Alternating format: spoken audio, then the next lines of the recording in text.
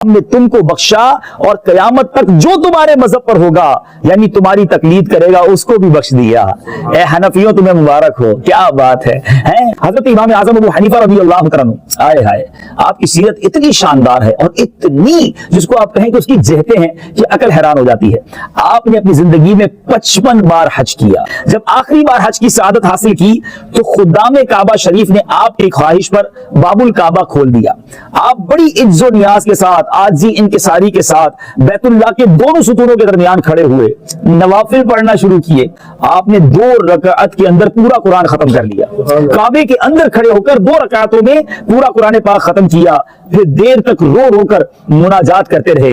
आप दुआ में थे कि बैतुल्लाह के एक गोशे से, एक कोने से आवाज आई, तुमने अच्छी तरह हमारी पहचान हासिल की और खुलूस के साथ खिदमत की। हमने तुमको बख्शा और कयामत तक जो तुम्हारे मजहब पर होगा यानी तुम्हारी तकलीद करेगा उसको भी बख्श दिया। एक रात नबी पाक अलैहिस्सलाम की ख्वाब में जियारत हुई। मीठे मीठे मुस्तफा सल्लल्लाहु अलैहि वसल्लम ने इरशाद फरमाया, ए अबू हनीफा, अल्लाह अज़्ज़ व जल ने आपको मेरी सुन्नत जिंदा करने के लिए पैदा फरमाया है।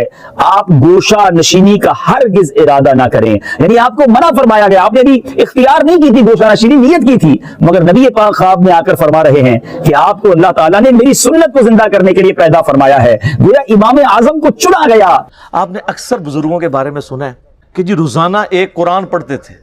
कोई आगे जाता है वो कहता है जी रात को खड़े होते थे, एक टांग पे एक कुरान पढ़ते थे, दूसरी टांग पे खड़े होके दूसरा कुरान। जिसने थोड़ी लंबी छोड़नी होती है वो कहते हैं जी 3 कुरान रोज की।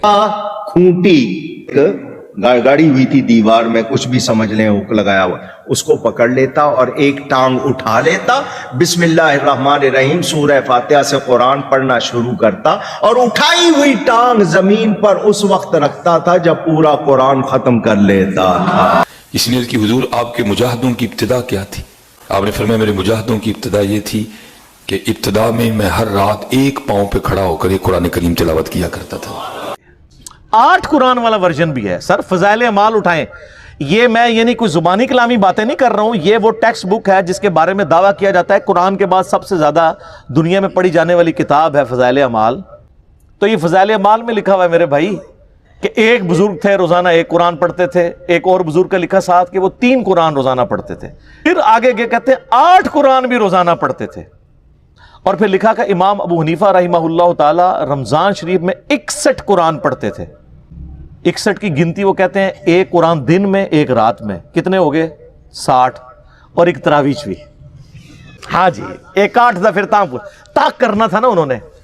तो 12 लोग कहते हैं 61 कुरान इमाम हनीफा रहिमहुल्लाह। ये फज़ाइल माल में लिखा हुआ है। ये बाबों का तारुफ है कुरान के हवाले से और एक किताबों का तारुफ है। सर जामिया तिर्मिज़ी में हदीस मौजूद है, अल्लाह के महबूब सल्लल्लाहु अलैहि वसल्लम ने फरमाया, जिस शख्स ने 3 दिन से कम में कुरान कंप्लीट किया, मुकम्मल किया, उसने कुरान के फहम में से कुछ भी हासिल नहीं किया। ये उनको कह रहे हैं जिनको अरबी आती थी, तो आनुद अरबी आंदी भी कोई नहीं। जिनको अरबी आती है उनको कहा जा रहा है 3 दिन से कम में कुरान मुकम्मल किया तो फहम इसका हासिल ही ना किया। तो ये जो 8 कुरान रोजाना कर रहे हैं ये किस सुन्नत पे अमल कर रहे हैं? अपनी विशफुल थिंकिंग्स में सरगर्दा है। और इससे भी मजे की बात, सही मुस्लिम में हदीस है, नबी अलैहिस्सलाम ने सहाबा किराम से फरमाया, यह हदीस बुखारी में भी है लेकिन मुस्लिम में डिटेल है, बुखारी मुस्लिम दोनों में है, कि भला बताओ तुम में से किसी शख्स की इस्तात है कि वो एक रात में 1/3 कुरान पढ़ ले, यानी 10 पारे। आज की डेट में पारे उस जमाने में तो नहीं थे। तो सहाबा किराम ने कहा कि या रसूलल्लाह किसकी इस्तात होगी कि वो रात में 1/3 कुरान पढ़ ले? हाय हाय हाय हाय हाय सर, है इस्तात, फज़ाइल माल में 8 भी आ जाए, लेकिन सहाबा किराम तो बुजुर्ग नहीं थे ना, आपको पता है, वो तो कामिल ईमान मोमिनीन थे। ये कहानियों वाले हैं, वो कामिलुल ईमान ए कहानीबाज। तो साहबा ने कहा या रसूलल्लाह किसी की इस्तात नहीं। तो आपने फरमाया कि सूरतुल इखलास पढ़ लो, ये 1/3 कुरान के बराबर है, 1/3 कुरान के बराबर है। अपने नजरियात के एतबार से भी, क्योंकि कुरान हकीम का 1/3 अकीदा तौहीद है और चूंकि सूरह इखलास तौहीद की जड़ है, इस एतबार से भी तालीमात में भी ये 1/3 है कुरान का और फजीलत में भी। अच्छा, अगर ये कहते हैं ना कि हमारे बुजुर्ग जो 8 कुरान पढ़ते थे वो 24 बार पढ़ते सन सूरह इखलास, फिर तो ठीक है।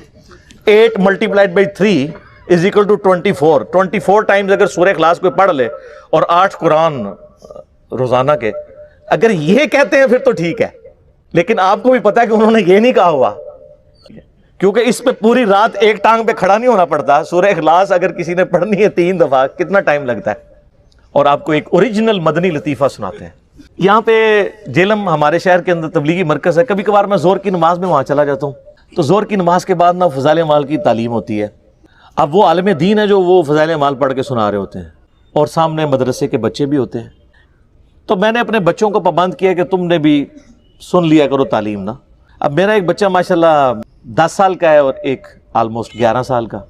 तो ये मैं 5-6 महीने पहले की बात कर रहा हूँ। तो हम दर्स सुन रहे हैं ना, तो यही वाला जनाब वो फ़ज़ाइल कुरान वाला आ गया जी। एक बुजुर्ग 3 कुरान रोज़ाना, एक 8 कुरान, और ये 61 कुरान। अब मैं जब बैठा हुआ दर्स सुन रहा ना, तो मैं बच्चों की तरफ देख रहा, मैंने कहा कहीं ये भी वही तो नहीं सोच रहे जो मैं सोच रहा हूँ। खैर बाद में हम जब मोटर बाइक पे बैठे, मैं घर आने लगा, तो मेरा बच्चा मुझे कहता है, अहमद कहता है बाबा ये बाकी बातें तो ठीक थी, एक बंदा रोजाना 3-8 कुरान कैसे पढ़ सकता है। तो मैंने कहा बेटा ये कहानी थी, इसको छोड़ दो, बाकी बातें ले लो। लेकिन मैं ये सोच रहा था कि 80 लोग इस उम्र ही टगे सा डंगर, क्योंकि हमारी तरबियत नहीं हुई थी। और आजकल के बच्चे सोचते हैं, क्यों सोचता है? उसने कुरान कई दफा मुकम्मल किया, उसे पता है ये इतनी मोटी किताब है, ये 8 दफा रोजाना कैसे पढ़ी जा सकती है।